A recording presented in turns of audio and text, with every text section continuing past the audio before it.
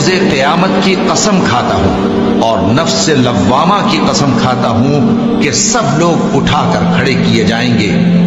کیا انسان یہ خیال کرتا ہے کہ ہم اس کی بکھری ہوئی ہڈیاں اکٹھی نہیں کریں گے؟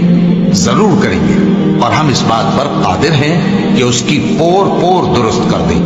مگر انسان چاہتا ہے کہ آئندہ بھی خود سری کرتا چلا جائے، پوچھتا ہے کہ قیامت کا دن کب ہوگا۔ سو جب آنکھیں چندھیا جائیں اور چاند گہنا جائے اور سورج اور چاند جمع کر دیے جائیں، اس دن انسان کہے گا کہ کہاں ہے بھاگنے کی جگہ؟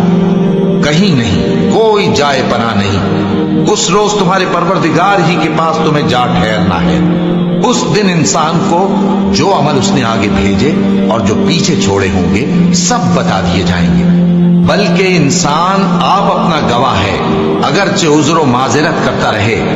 اور اے پیغمبر صلی اللہ علیہ وآلہ وسلم، وحی کے پڑھنے کے لیے اپنی زبان کو تیز تیز حرکت نہ دیا کرو کہ اس کو جلد سیکھ لو۔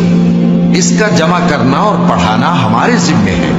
سو جب ہم اسے پڑھا کریں تو تم اس کو سنا کرو اور پھر اسی طرح پڑھا کرو۔